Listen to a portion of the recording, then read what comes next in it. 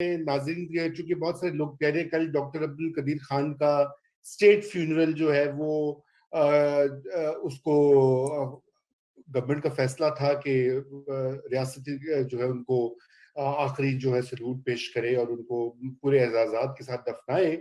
लेकिन अचंभे की बात यह थी कि रियासत का हिस्सा तो वजीर आजम भी होते हैं, रियासत का हिस्सा वजीर आला पंजाब भी है, रियासत का हिस्सा वजीर आला खैबर पख्तूनख्वा भी है, रियासत का हिस्सा वजीर आला बलूचिस्तान भी है। सिर्फ मेरे ख्याल से मुराद अली शाह वहां मौजूद थे जो कि सीएम है सिंध के और पीपल्स पार्टी के। और बाकी जो पीटीआई जो कि नेशनलिज्म और ये जो अभी हमारे बात करे थे जैगम साहब, एक बयानिया और उस पूरे स्ट्रक्चर को लेकर आगे चले, उन्होंने प्री फैब्रिकेटेड नेशनलिज्म ऑफर किया। तो उसकी एक तरफ तो वो है और दूसरी तरफ ये मामला है कि ये लोग वहां मौजूद ही नहीं थे। चलिए लाहौर से आना तो टाइम लग जाता है, खैबर पख्तूनख्वा वाले तो आ सकते थे, सीएम साहब खुद वजीर आजम साहब मौजूद होंगे इस्लामाबाद या उसके गैदो नवा में। तो ये क्या मामला है, इससे क्या एक जाती है? हमें यहाँ पे इस चीज से मकसूद नहीं है बहस कि डॉक्टर कदीर खान की जो सर्विसेज हैं उसको पूरा पाकिस्तान मोतरफ है और जो उनसे गलतियां हुई हों मुबैना तौर पर यहाँ करवाई गई हों वो भी सब जानते हैं। अब वो चले गए इस दुनिया से, जहाने फानी से कुछ कर गए हैं, हम सोगवार हैं और उनका नाम सब बड़े शान से मोहसिन पाकिस्तान कहते हैं। लेकिन जब बात आती है उनको वो एजाज देने की तो फिर ये अजीबो गरीब मामला है। फिर तो मैं सोलंकी साहब आप जरा इन दोनों चीजों के ऊपर एक 1+1 जुमलों में समराइज करें, एक और एक को 11 कर दें और फिर उसके बाद हम मुजम्मिल और जैगम साहब की तरफ चलते हैं। जी देखिए, पहले पे तो मैं इससे पहले ही बात कर चुका हूं कि खान साहब को ऐसे मुल्क में जहां पर मजहबी इंतहा पसंदी और जो अदम बर्दाश्त है वो इंतहा को छू रही है, उनको मजहबी हवाले देने से एतराज करना चाहिए, क्योंकि कुछ नहीं पता कि कौन खुश होगा और कौन नाखुश होगा। तो मैं तो उनके अपने भले के लिए उनको यही मशवरा दूंगा कि वो ज़रा एहतियात करें, इस तरह के हवाले ना दें। दूसरी जो बात है उनके शिरकत ना करने की, तो मुझे यही आज पता चला कि उनको कहा गया कि उनको सिक्योरिटी खदशात हैं, इसलिए वो नहीं गए। आपके उस्मान बुज़दार साहब शायद इसलिए नहीं गए क्योंकि वो जो अवाम की खिदमत है उसके अंदर बहुत ज़्यादा मसरूफ़ थे, और क्योंकि मुराद अली शाह बहुत फ़ारिग हैं तो इसलिए वो वहाँ पर चले आए। जाम कमाल अपनी नौकरी बचाने में मसरूफ़ हैं, तो वो ये कशट नहीं कर सकते थे। और जहाँ तक महमूद खान हैं, तो वो जैसे उधर उस्मान बुज़दार हैं, तो वो उस्मान बुज़दार प्लस हैं, इसलिए वो नहीं ये तो आपने जो है बहुत ही खतरनाक किस्म की समरी की। जी मुजम्मिल साहब, मुझे ये बताइए कि ये क्या बात है कि जब इतनी अहम एक मौका है, देखिए एक किसी भी नेशनलिस्ट फ्रेमवर्क में, और यकीनन हमारे जो सियासतदान हैं, हमारी सियासी पार्टियां हैं, हमारे सरकारी ओहदेदार हैं, उन सबका यही एक बयानिया और एक फ्रेमवर्क है जो जिसमें कि पाकिस्तान का न्यूक्लियर प्रोग्राम बड़ी अहमियत का हामिल है, क्योंकि उनका ये ख्याल है कि इससे हम बचे हुए हैं इंडिया की जारहियत से, और जो 71 को इंडिया रिपीट करना चाहने की उसके मजमूम मकासद हैं वो इस न्यूक्लियर जौहरी जो कैपेबिलिटी है, तवन्नाई है, हथियार है, उससे काउंटर होती है। बहरहाल इसके ऊपर बहस हो सकती है, बहुत सारे लोग डॉक्टर हुदबॉय से पूछेंगे तो वो कुछ और कहेंगे। लेकिन उस फ्रेमवर्क में ये ना करना ये क्या शो करता है? मैं यकीन जानिए सोलंकी साहब ने तो काफी जो है वो टंग इन चीक एक्सप्लेनेशन दी कि बुजदार बड़ा बिजी है काम में, मेहनत कर रहा है, खिदमत कर रहा है।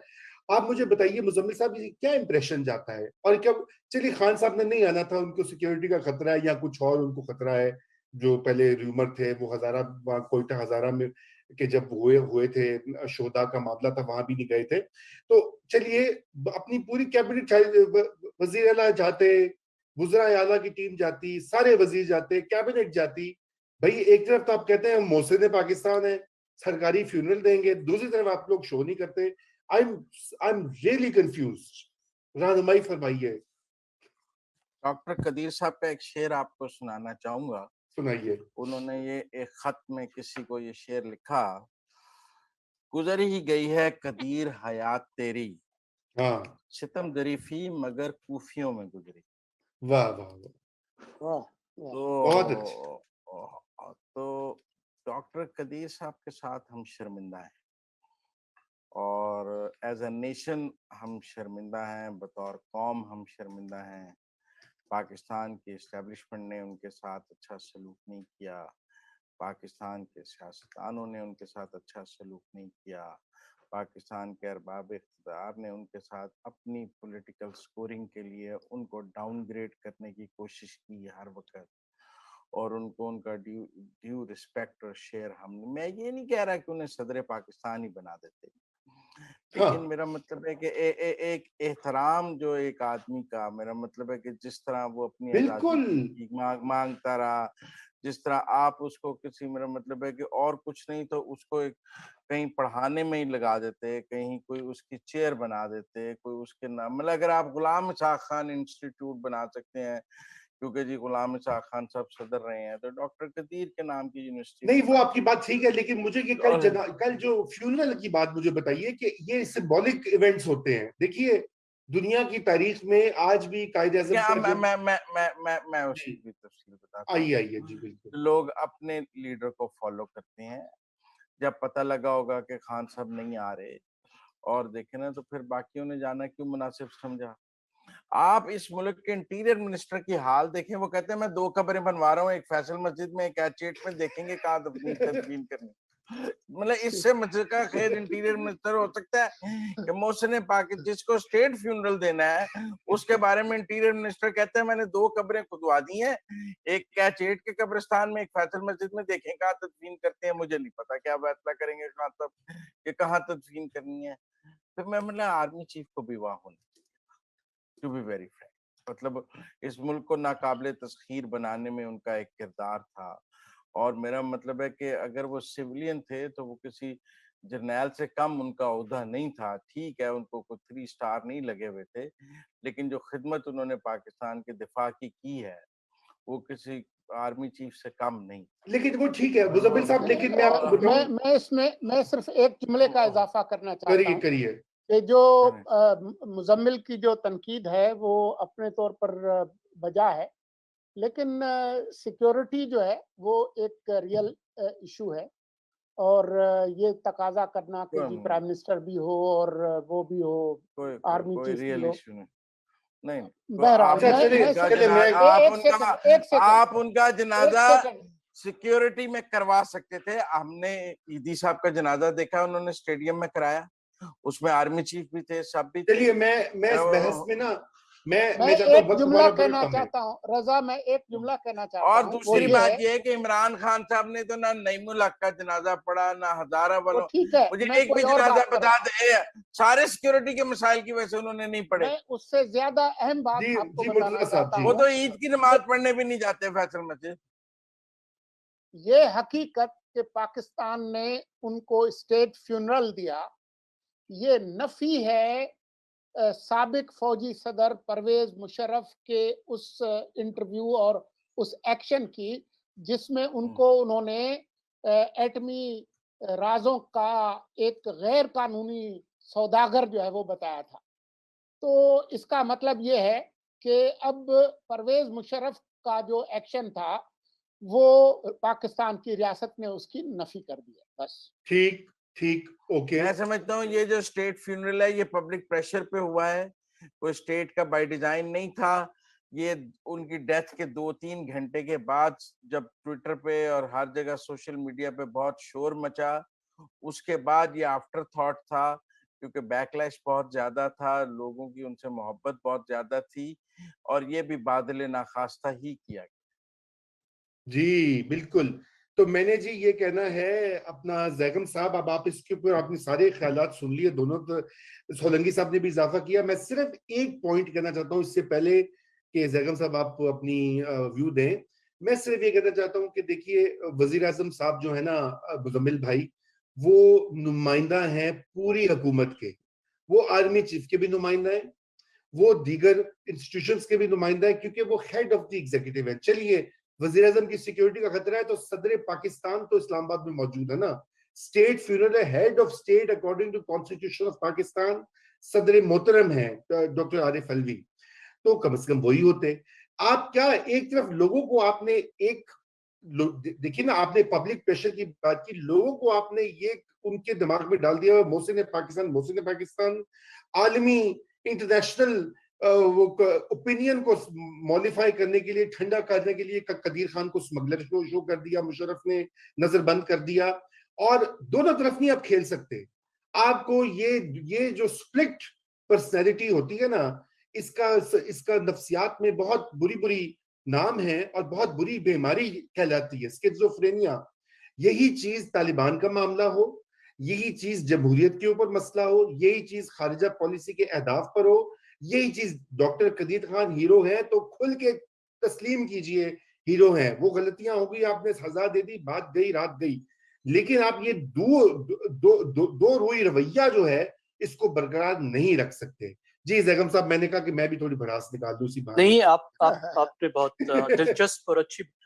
دیکھیے رضا, کیا نیوکلیئر پروگرام پہ کوئی متنازع بات بنتی ہے؟ آپ نے پروفیسر ہود بھائی صاحب کا حوالہ دیا. دیکھیے بڑی سادہ سی بات ہے, اگر پاکستان ایک نیشن سٹیٹ ہے جو کہ یہ ہے, تو پاکستان کا نیوکلیئر پروگرام پاکستان کی بہت بڑی اچیومنٹ ہے. اور وہ لوگ جنہوں نے ان میں کنٹریبیوٹ کیا, بڑی کنٹریبیوشن کی, انہوں نے اس قوم کی خدمت کی, وہ اس قوم کے ہیرو ہیں. وہ ذوالفقار علی بھٹو ہوں, وہ غلام اسحاق خان ہوں, وہ ڈاکٹر قدیر خان ہوں, وہ نواز شریف ہوں, جنہوں نے بھی جتنا اس میں کنٹریبیوٹ کیا. اگر پاکستان کو آپ نیشن سٹیٹ سمجھتے ہیں, اگر آپ سمجھتے ہیں کہ پاکستان کوئی این جی او ہے یا پاکستان کو این جی او ہونا چاہیے, تو پھر یہ ایک فضول کام تھا, نہیں ہونا چاہیے تھا. ہود بھائی صاحب ٹھیک کہتے ہیں, کیا ضرورت پڑی ایسے کھلونوں پہ پیسے ضائع کرنے کی. یہ بات طے ہے, خود بھارتی ہمیں بتاتے ہیں کہ کم از کم 2 سے 3 موقع ایسے آئے جب بھارت پاکستان پر حملے کا فیصلہ کر چکا تھا باقاعدہ, لیکن پاکستان کے نیوکلیئر پروگرام کے ڈیٹرنٹ کی وجہ سے بھارت نے پاکستان پر حملہ نہیں کیا. تو نیوکلیئر پاور نے جو گراؤنڈ ریئلٹی بدلی ہے وہ ایک حقیقت ہے. اب جو کچھ ڈاکٹر صاحب کے ساتھ ہوا یہ بہت دکھ کی بات ہے, اس طرح نہیں ہونا چاہیے تھا. میں کیا کہوں, میری کیا مجال ہے. جنرل امجد صاحب نے جو اس بارے میں بات کی ہے, آپ یوٹیوب پر خود دیکھ لیجئے, وہ خود بتاتے ہیں کہ اگر کوئی پرالیفریشن ہو رہی تھی تو ان کے پاس تو سوائے کاغذ بانٹنے کے یا سوائے زبانی بات کرنے کے تو کسی چیز کا اختیار نہیں تھا. اس سے زیادہ میں سینسیٹیو موضوع پہ نہیں جاؤں گا. میں آپ کے لیے ان کی جو اہمیت ہے, دیکھیں انہوں نے جو کچھ پاکستان کے لیے کیا. آج میں دیکھ رہا تھا کہ پاکستان جب آئے, وہ ذوالفقار علی بھٹو ان کو لائے اور ان کو اٹامک انرجی کمیشن کے سپرد کیا گیا ڈاکٹر صاحب کو, تو اس کے 7 مہینے بعد انہوں نے بھٹو صاحب کو خط لکھا. ایک انتہائی بلنٹ ڈائریکٹ یہ خط ہے جو وزیر اعظم کو ایڈریس کرتا ہے, اور جو ڈاکٹر منیر صاحب کو, جس کو وہ بتاتے ہیں کہ یہ بندہ ساری خالی بی ایس سی ہے اور انجینئر ہے اور اس کو نیوکلیئر پروگرام کا یا نیوکلیئر ٹیکنالوجی کا ٹکے کا بھی پتہ نہیں ہے, اور آپ نے مجھے اس کے نیچے بٹھا دیا ہے, اور وہ کہتے ہیں کہ آپ مجھے یا تو مجھ سے کام کرائیں یا مجھے جانے دیں. میں اس کا آخری پیراگراف آپ کے لیے پڑھ دیتا ہوں کہ ذوالفقار علی بھٹو کو وہ کیا لکھ رہے ہیں, تو ان کا رول سمجھ میں آ جائے گا, ان کی شخصیت سمجھ میں آ جائے گی کہ کتنے وہ ڈائریکٹ آنےسٹ آدمی تھے اور وہ کیا سوچ کر آئے تھے اور کیا کرنا چاہ رہے تھے. آخری پیراگراف میں وہ کہتے ہیں, mister prime minister, I came to Pakistan leaving respected, lucrative position to serve my country and to make it a nuclear power. تو بتاتے میں اس لیے آیا ہوں, to serve my country and to make it a nuclear power. I have been handed to a most incompetent, ignorant person to play his pach. ٹھیک ہے نا جی, اردو میں بھی لکھتے ہیں وہ ساتھ میں, to play his pach. I won't do it. I'm extremely grateful to you for calling me and associating with this program, but I'm of no use to you anymore.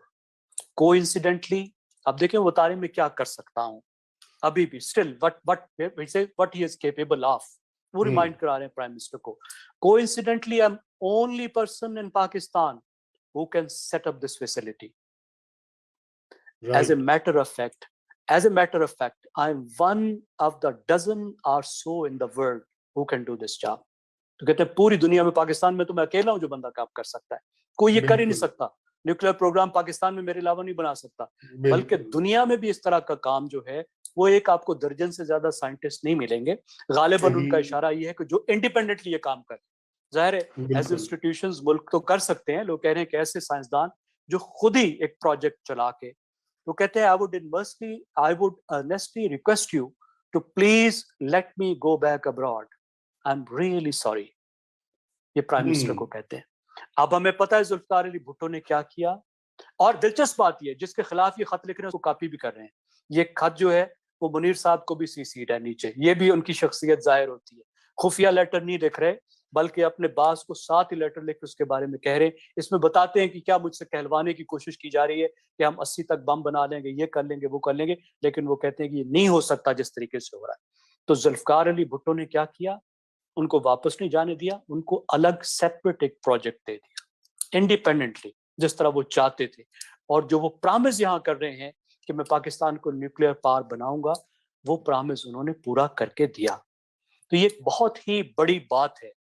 अब उन बेचारों ने जो गठड़ी उनके सर पे रखी गई, अब उसकी क्या मसलहतें थी, क्या मजबूरियां थी, क्या हालात थे कि उन पर ही वो कर्ज अफ्तार चुकाए टूटी हैं जो वाजिब भी नहीं जी थे। जी, वो कर्ज हम मिट्टी की मोहब्बत में है मामा शिफ्ता सरों ने वो कर्ज चुकाए हैं जो वाजिब भी नहीं थे, बिल्कुल वो साथ अपनी जगह रह गई।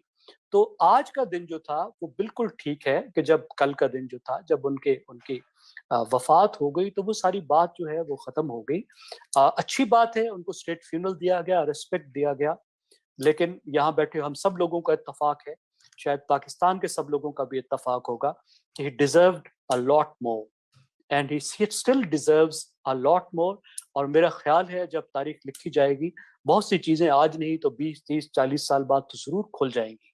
मेरा ख्याल है तारीख उनके साथ जरूर इंसाफ करेगी और अगली जनरेशन में कुछ टाइम के बाद उनका मर्तबा पाकिस्तान में वो आज से कहीं ज्यादा बड़ा होगा। जी, बहुत ही अच्छी आपने जो है इस पूरी बात को समेटा जैगम साहब। तारीख बिल्कुल ये इसके ऊपर बात करेगी, और अगर उनसे जो कुछ करवाया गया या जो कुछ है वो भी तारीख का हिस्सा है। और अस खुद जो है वो कोई उनके हाथ में इस तरह की ताकत या पावर नहीं थी कि वो जो जिन जराइम का उनको कसूरवार ठहराया गया उसके वो मुर्तकिब होते। बहरहाल ये एक अलग मैं सिर्फ बहस है। एक लफ्ज बोलूंगा रूमी साहब, मैं उस पर कुछ कहिए नहीं बोलूंगा। जी। आप अपने ज़हन में जरा सोचिए कि एक स्ट्रेटेजिक डिफेंस भी थ्योरी भी थी एक साहब की। हाँ हाँ बिल्कुल इसको यही छोड़ते हैं जा। बिल्कुल बिल्कुल आपने सही इशारा दिया। इसी के साथ खुदा हाफिज और कल शब आपसे फिर मुलाकात।